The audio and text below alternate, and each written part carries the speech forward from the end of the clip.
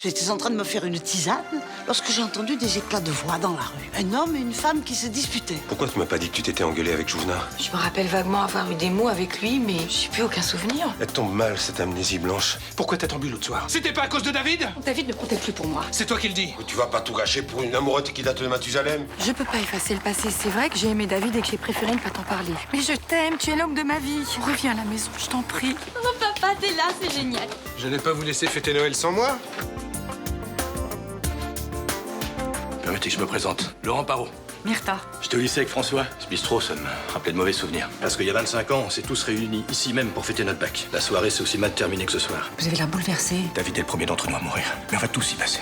Vous êtes libre ce soir? T'as l'air bien accroché, dis donc. Je suis heureuse, vous comprenez? Écoutez, Myrtha, vous vous trompez sur moi. Je ne suis pas un mec bien. Et bientôt, je vais recevoir le châtiment que je mérite. Mais t'as vu ce chauffard? Il a failli nous écraser. Il voulait me tuer, Myrtha. On est vraiment bien sans elle. Qu'on soit noir ou blanc.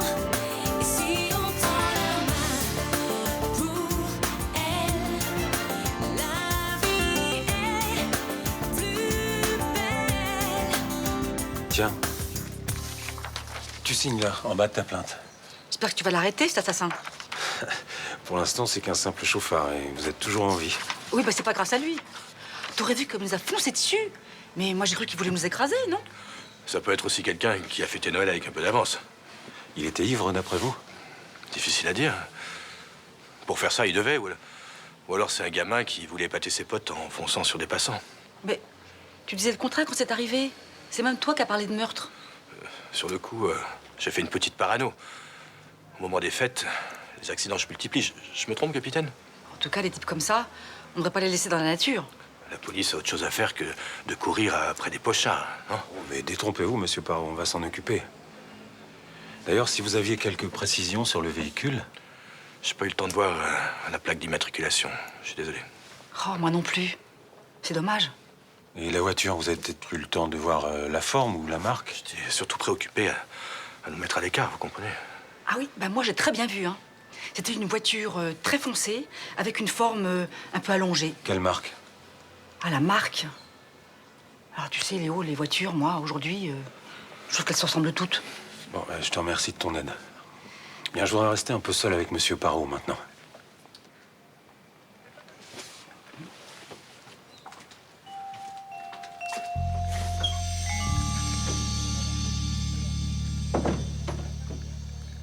Le son est génial. Tant mieux. Quoi? Je disais, c'est comme ça qu'on devient sourd à 30 ans.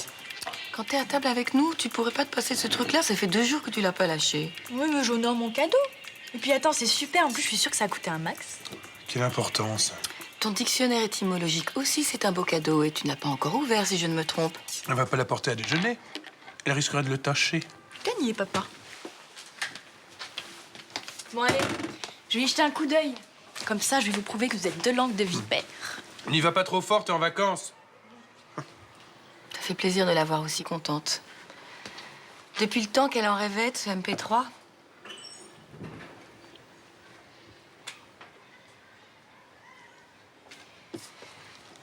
Je peux débarrasser ou tu veux encore du thé? François. François il se pose des questions. Il aimerait comprendre Comprendre quoi? ce qui s'est passé l'autre soir, pendant la fête avec David. J'essaye de m'en souvenir, mais je t'assure que rien ne me revient, un vrai trou noir. C'est pratique, hein, l'amnésie. Ne crois pas ça, c'est horrible de pas se rappeler. Tu veux pas qu'on change de sujet? Je t'aime, c'est ce qui compte, non? Non, c'est trop facile.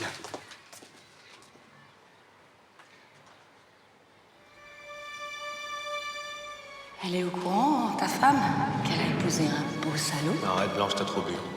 Comment t'appelles ça, toi? Un type qui couche avec la moitié de la classe en faisant croire à chaque fille qu'elle est la seule. Mais j'avais 18 ans, merde! Si on n'en profite pas à cet âge-là. Ma souffrance à moitié à penser. Quand j'ai pris 90 ans, j'ai cru en crever. Tu criais comme ça, merde! Tu te rends compte que c'est grotesque de me reprocher un truc qui s'est passé quand on était des mômes? T'es dingue! Tu pues l'alcool en plus.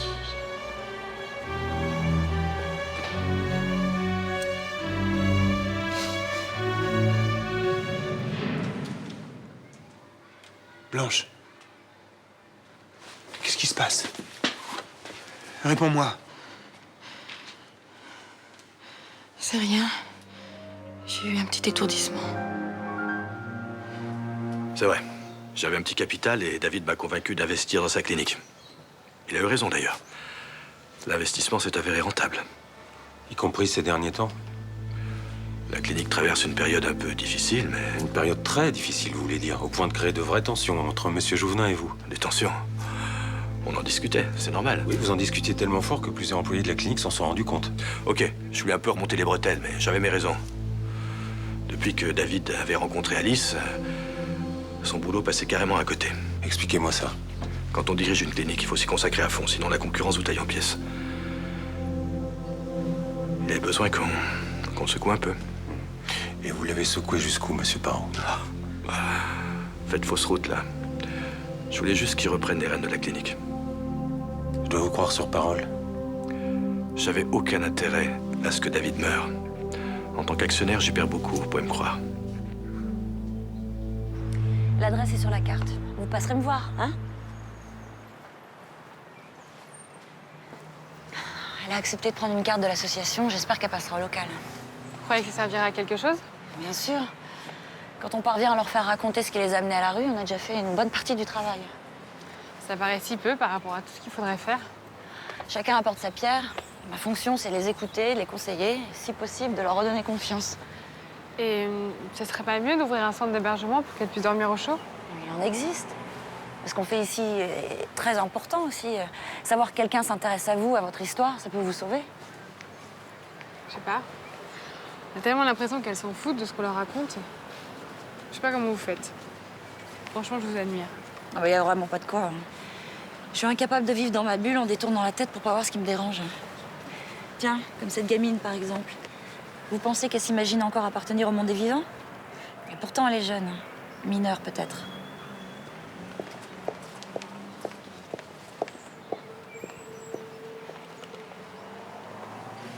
Bonjour. Ça va? Vous avez l'air transi de froid. Fous-moi la paix, j'ai pas besoin de toi. Je sais. Mais j'aimerais vous aider. Ne touche pas.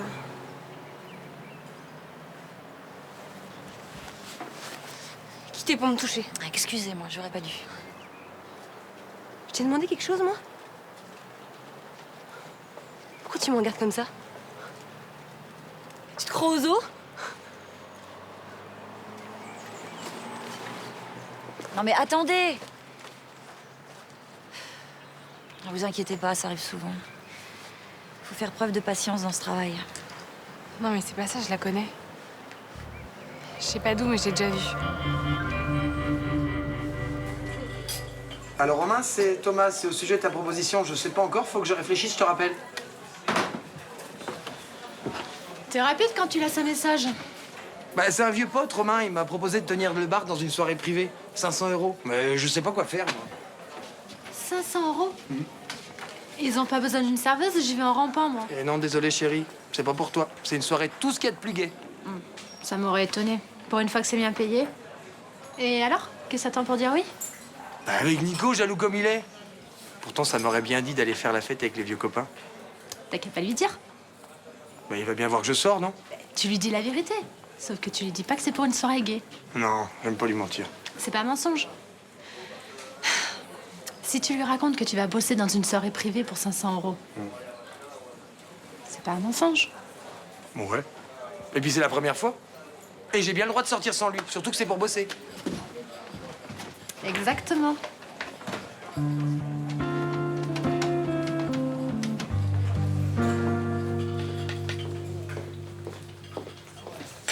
Je commençais à m'inquiéter. Enfin, qu'est-ce qui t'a pris d'inventer cette histoire d'ivrogne? C'était une tentative de meurtre, tu le sais. J'ignore ce qui s'est passé entre toi et David autrefois et je m'en fiche. Mais je vois bien que tu t'en lassé. Moi, je ne veux que ton bien. Dis-moi ce qui te tourmente. Je pourrais jamais être bien. Jamais. Mais à quoi ça sert d'essayer de vivre quelque chose ensemble si tu ne me dis rien? Si tu ne me fais aucune confiance? T'as raison. Ça sert à rien. Mais qu'on arrête tout de suite. J'ai pas dit ça. Je veux pas te mettre en danger. Il va m'arriver malheur, et toi aussi si on reste ensemble. Enfin, Laurent, si tu cours le moindre danger, il faut me dire lequel. On fera front ensemble. C'est pas n'importe quoi. C'est fini, Lulu. Fini.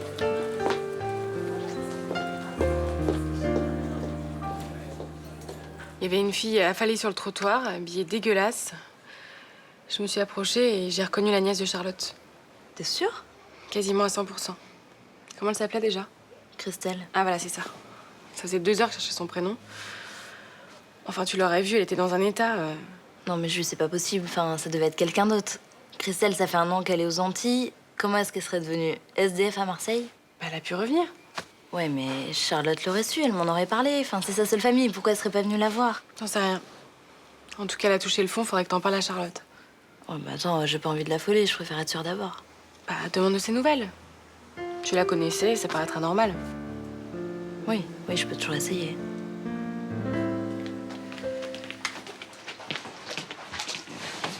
Merci. Les parents, ils font semblant de se la jouer cool devant nous et dès qu'on a le dos tourné, bah, ils se tirent la gueule. Incroyable. Un petit meurtre, un couteau dans le cœur et le voilà tout chamboulé. Qu'est-ce qu'ils sont fragiles, hein? Et à part ça, ta fantomette, elle a redonné signe de vie? Enfin, si on peut dire. Vous êtes chiant. J'ai pas rêvé, je vous jure. Attends, mais moi je te crois, hein, mais ça porte un nom, ce genre de phénomène. Le somnambulisme. Rien à voir. J'ai entendu distinctement cette voix de femme qui m'a parlé. Elle m'a même réveillé, tu vois. Oui, comme quoi que tu dormais, quoi. Je dormais avant et c'est elle qui m'a réveillé. Elle m'a demandé de sortir, je l'ai suivie et c'est là que je l'ai vue, quoi. Elle était mignonne? C'était pas vraiment une personne. Plutôt comme un halo de lumière. Très présent. Tellement réel que pour moi, ça faisait aucun doute. C'était quelqu'un, quoi. Un peu comme dans un rêve, quoi. Ouais, c'est vrai. Enfin, si j'ai rêvé, c'est grave. J'ai quand même dormi sur les escaliers de la place.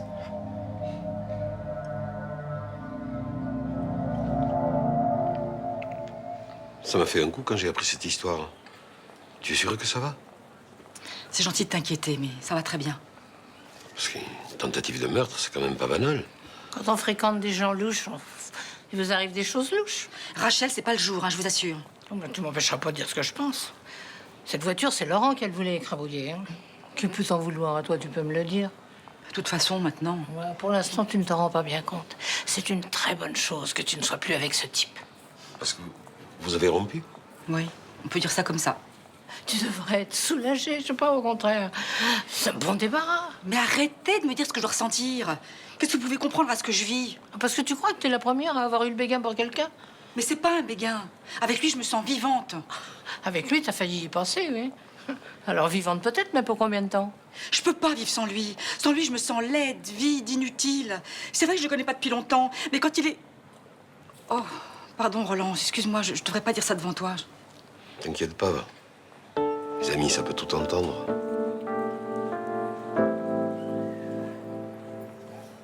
C'est joli, ça. Ouais. C'est pour la robe de Marie et de Mélanie. Au fait, t'as eu des nouvelles de ta nièce? Christelle? Pourquoi tu me demandes ça? Comme ça. Parce que l'autre jour, j'étais sur le port et j'ai vu un trois-mâts magnifique et ça m'a fait penser à elle. Elle aimait la voile, c'est ça? Ouais. Écoute, elle va très bien, hein. Elle est monitrice dans une petite école de voile près de Fort-de-France, justement. Ah ouais, c'est cool. Mais maintenant que tu m'en parles, ça fait un petit moment que j'ai pas eu de nouvelles depuis mon départ à New York. Ça commence à dater. Ouais. Elle m'envoyait souvent des mails, pourtant. Tiens, faudrait que je l'appelle.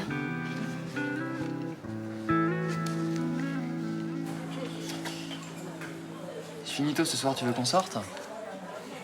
Qu'est-ce que tu cherches, une discothèque? Oui, bien sûr, ouais, une discothèque, ouais. Non, je regarde s'il y a un film sympa. Je plaisante, je connais ton goût pour la danse. Ah, au fait, je t'ai pas dit?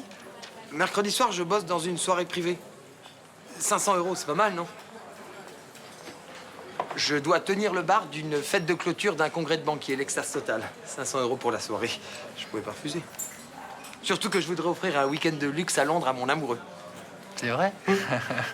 Bah alors, on partagera parce que 500 € pour Londres, c'est pas assez. Hein. Les hôtels sont hors de prix. Mais c'est pas grave, il y a un pote qui nous hébergera. Comme ça, on pourra garder tout l'argent pour dévaliser les boutiques d'Oxford Street. Voilà. Mais t'as des potes partout, toi. Il y a de quoi être mort de jalousie avec un mec pareil.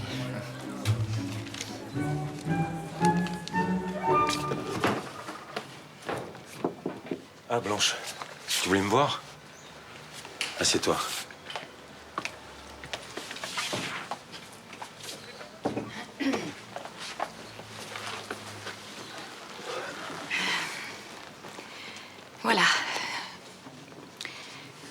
matin, j'ai eu comme un flash, une réminiscence de ce qui s'est passé le soir du meurtre. Je me suis souvenu qu'à un moment, j'ai suivi David dehors, dans les escaliers, et je me suis mise à l'insulter. J'avais beaucoup bu. Pour quelle raison tu l'insultais? Je lui ai reproché de m'avoir trompée et de s'être foutu de moi 25 ans auparavant. Exactement comme si j'avais 16 ans et que je venais de l'apprendre. L'alcool fait taire les inhibitions. Tu lui as dit ce que tu avais à lui dire. Si j'avais fait que ça. À la fin, je l'ai embrassé. Je sais pas ce qui m'a pris. Qu'est-ce qui s'est passé ensuite? Il m'a repoussé, dégoûté. Il m'a reproché d'avoir trop bu. Et il m'a dit, tu pues l'alcool. J'ai jamais eu aussi honte de ma vie. Tu te souviens comment ça s'est terminé? Je me rappelle que ce que je viens de te raconter. Je sais aussi que je l'ai pas tué, j'en suis sûre maintenant. Comment tu peux être sûre? J'ai parfaitement en tête le sentiment dans lequel j'étais à ce moment-là. Tellement humiliée. Si j'avais pu disparaître sous terre, je l'aurais fait. Ça veut pas dire que je te crois coupable, mais tu sais, l'humiliation, c'est souvent un moteur puissant. Oui, mais il faut de l'énergie pour tuer quelqu'un. Et moi, j'étais vidée. J'avais qu'une envie de disparaître de sa vue. Pourquoi t'es venu me raconter tout ça? Ça t'innocente pas, bien au contraire. Non, mais j'ai rien à cacher. Et j'ai jamais eu l'intention d'entraver ton enquête. Qu'est-ce que tu vas faire maintenant? Tu vas me garder? T'es toujours suspecte. Parmi d'autres. Maintenant, tu peux rentrer chez toi.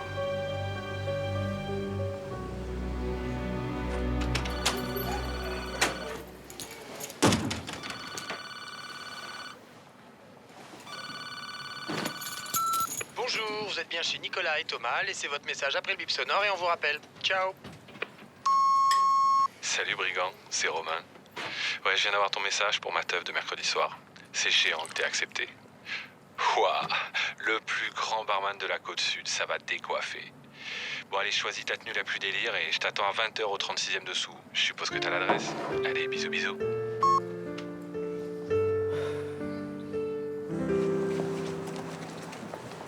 J'espère qu'elle a pas changé de quartier. C'est sûr que c'est la bonne rue, moi.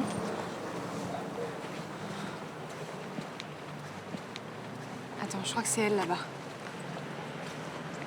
Christelle? Oh putain, t'as raison, c'est elle. Salut. Tu te souviens de moi, ni non? On s'est vu plusieurs fois l'année dernière au Mistral. Ouais, c'est possible, et alors? Eh ben, je sais pas. T'as peut-être besoin de quelque chose? Ouais, j'ai besoin qu'on me lâche. Attends. Charlotte s'inquiète depuis avoir de tes nouvelles. Fais gaffe, toi.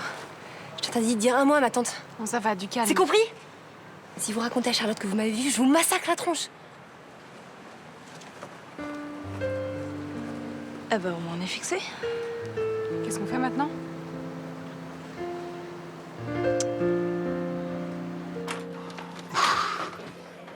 Waouh! Mon amoureux derrière la fourneau, ben on aura tout vu. C'est sympa de m'encourager. C'est pas ça, mais c'est la première fois que je te vois cuisiner, c'est tout. Y a une bonne raison? Oui. J'ai envie de passer une soirée tranquille parce que je travaille mercredi soir. Ben ça tombe bien parce que je suis pas là non plus. On fait une descente dans une soirée privée. Au 36e dessous, tu sais, la boîte gay. Ah. Une descente? Pourquoi faire? D'après nos renseignements, ce sera pas seulement une soirée gay, ce sera surtout une soirée coke. C'est ridicule. Oh bah ça va, hein, on fait pas cette tête-là. On fait pas une descente chez les mafieux albanais. Mais c'est pas ça, mais au 36e dessous, eh ben, y aura pas de coke, y aura moi derrière le bar en train de bosser, voilà, c'est tout. Un congrès de banquiers gays. Je savais pas qu'ils étaient si ouverts dans la finance. Je t'ai menti, c'est pas un congrès de banquiers, c'est une soirée privée gay. Je savais bien qu'il fallait pas que je te raconte des histoires, en plus j'ai horreur de ça. Et pourquoi tu l'as fait alors? Ben, j'avais peur que tu sois jaloux. Pourquoi? J'aurais des raisons? Non. Mais c'est juste un vieux pote qui m'a proposé du boulot, c'est tout, Romain, tu le connais pas. Je vois. Tu vois rien du tout. Mais j'en ai rien à faire, moi, de ce type. C'est juste que j'avais envie d'aller faire la fête. On n'en parle plus, je préfère. Tu fais ta tête de jaloux. Non, pas du tout. Je te connais, hein, les lèvres pincées, le regard qui m'évite. Bon, d'accord, je suis jaloux. Eh ben c'est pas grave, j'annule. Tu trouveras quelqu'un d'autre. Et je dis pas ça pour la descente de flic. Je te crois. D'ailleurs, il n'y aura pas de descente de flic. C'est Romain qui a laissé un message. Alors j'ai fait comme toi, je t'ai raconté un gros mensonge. À la guerre comme à la guerre. Mais quel escroc. C'est bien les méthodes de poulet, ça. Oui, enfin, question escroquerie, si j'étais toi, je la jouerais pas fil bas.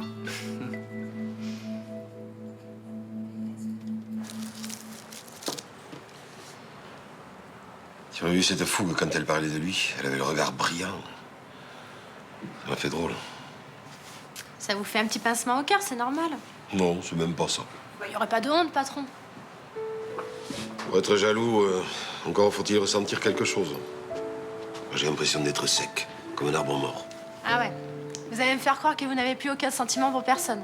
Mais si, des sentiments j'en ai, mais bien sûr, mais pour la famille, pour les amis.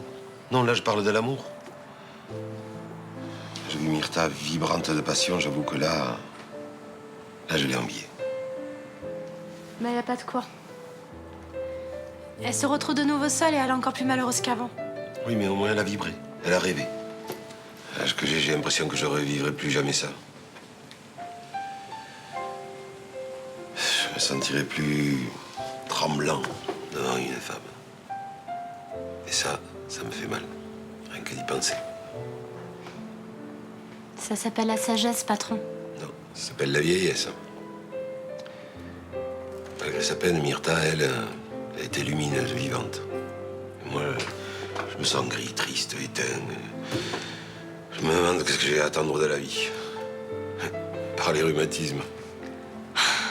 Mais arrêtez. C'est dans la tête, votre histoire. Vous croyez qu'on se souvient pas? Il n'y a pas si longtemps, vous traversez la place en cachette pour aller au Select. Comme un collégien. Non, dans l'amour, il n'y a pas d'âge. L'amour n'a pas d'âge, mais la passion, si.